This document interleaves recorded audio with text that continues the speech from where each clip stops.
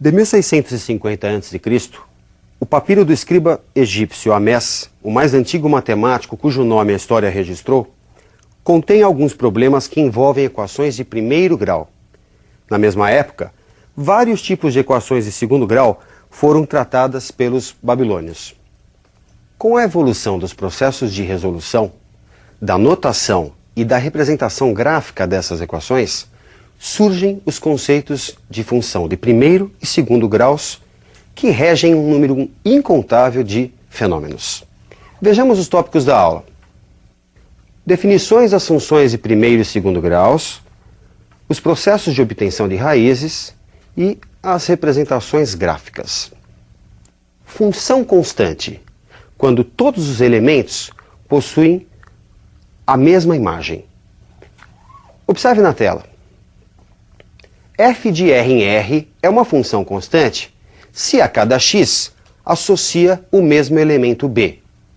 Graficamente, temos uma reta horizontal. A imagem da função é o elemento B. Vejamos uma questão de aplicação. No movimento de queda livre, a aceleração permanece constante e igual à da gravidade.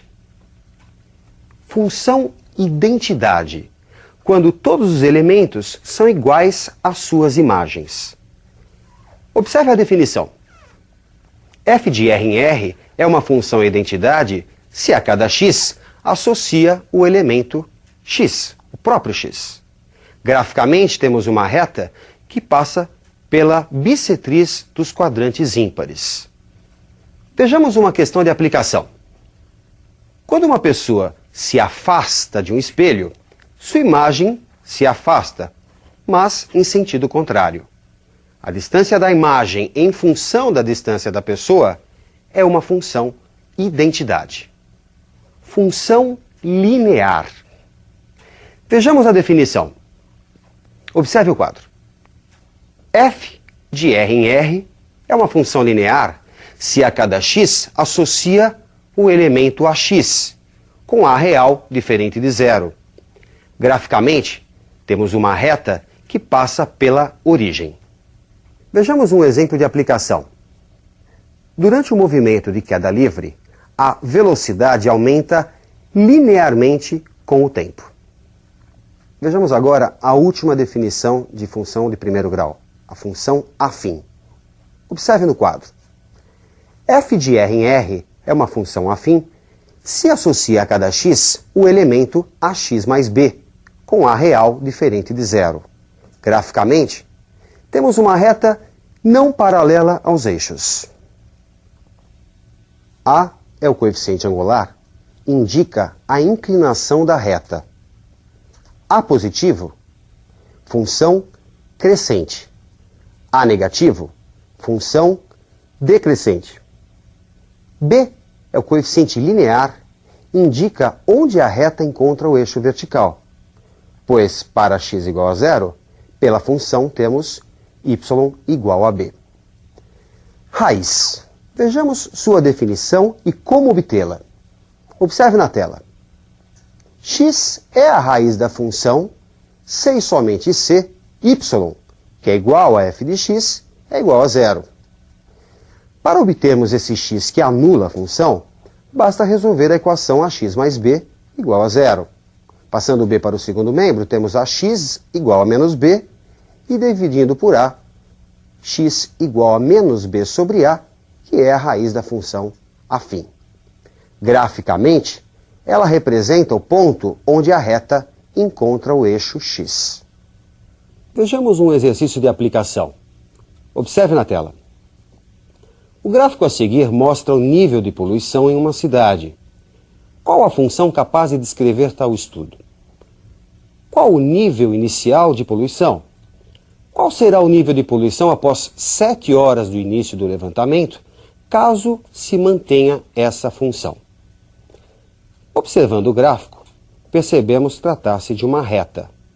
Assim, chamando de y o nível de poluição e de x o tempo, temos uma função de primeiro grau, portanto, y igual a x mais b. Do gráfico, obtemos o valor de b 20 partes por milhão, 20 ppm, que é o coeficiente linear.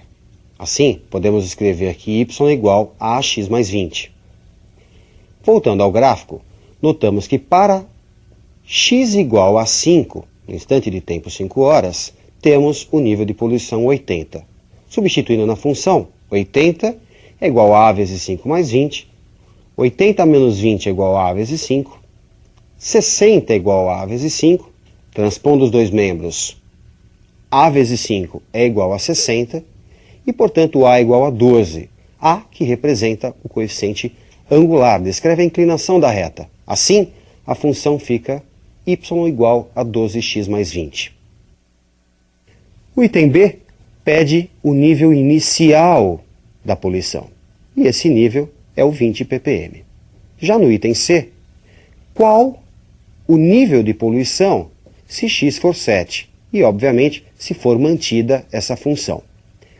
Substituindo na função, nós temos que y é igual a 12 vezes 7 mais 20, 84 mais 20, e, portanto, y é igual a 104 ppm, que será o nível de poluição após 7 horas. Função quadrática ou de segundo grau. Vejamos sua definição. Observe na tela. F de R em R é uma função de segundo grau se a cada x associa o elemento ax² mais bx mais c, com a real diferente de zero. Graficamente, temos uma parábola. A indica se a parábola tem a concavidade para cima ou para baixo. A positivo, concavidade para cima, está feliz. A negativo, concavidade para baixo, está triste. Já o coeficiente C indica onde a parábola encontra o eixo vertical. Como obter as raízes da função quadrática, isto é, como obter os valores que anulam a função? Podemos usar a fórmula descrita por Bhaskara. Veja o quadro. Sendo ax² mais bx mais c igual a zero, x é dado por menos b mais ou menos raiz de delta sobre 2a, onde delta, o discriminante, é igual a b² menos 4ac. A existência de raízes reais está condicionada ao delta, o discriminante. Para delta maior que zero, temos duas raízes reais distintas, menos b menos raiz de delta sobre 2a e menos b mais raiz de delta sobre 2a. Para delta igual a zero, temos duas raízes reais iguais a menos b sobre 2a. Já para o caso de delta menor que zero, não existem raízes reais. Como graficamente as raízes indicam onde a parábola encontra o eixo x, observe na figura. No caso de delta maior que zero, a parábola cruza o eixo x em dois pontos. Já nos casos de delta igual a zero, a parábola tangencia o eixo x. E para os casos de delta negativo, a parábola não encontra o eixo x. Vejamos uma questão de aplicação. A velocidade do sangue no interior de uma artéria é dada em milímetros por segundo pela função V de R igual a 640 menos 10R ao quadrado, onde R é a distância de um ponto ao centro da artéria. Dado que o raio da artéria é 8 milímetros, pede-se, item A, o gráfico de V de R para R de 0 a 8. Item B, a velocidade do sangue no centro da artéria. Item C, a velocidade do sangue junto à parede da artéria. A função que descreve a velocidade do sangue na artéria, em função do raio da artéria, está na tela. V de R é igual a 640 menos 10R ao quadrado, para R de 0 a 8, que é o raio da artéria. Bem, para 0 temos V de 0 igual a 640 menos 10 0 ao quadrado, o que dá 640. Portanto, V de 0 é igual a 640. Para R igual a 8, V de 8 é igual a 640 menos 10 vezes 8 ao quadrado, o que dá 640 menos 10 vezes 64, 640 menos 640, o que resulta em V de 8 igual a 0. Com essas duas informações, de V de 0 e V de 8, podemos construir o gráfico que é representado por uma parábola com a concavidade para baixo, uma vez que a função é de segundo grau e o coeficiente que acompanha a r ao quadrado, menos 10, é negativo. Portanto, a concavidade, a boquinha, deve estar para baixo. Bem, assinalando os pontos 0 e 640, 8 e 0, traçamos este arco de parábola. O item B do exercício quer saber qual é a velocidade no centro da artéria. A velocidade no centro da artéria é aquela dada para raio valendo 0, ou seja, V de 0, e que nós já havíamos calculado, 640 milímetros por segundo. E, bastante interessante, o item C, ele quer a velocidade junto à artéria. Quer dizer, quanto mais afastado do centro, vai diminuindo a velocidade do sangue. Observe que a velocidade junto à artéria nós também já havíamos calculado, é V de 8, e o valor encontrado foi 0. Hoje você teve um primeiro contato com as funções de primeiro e segundo graus, os processos de obtenção de suas raízes e alguns exercícios de aplicação.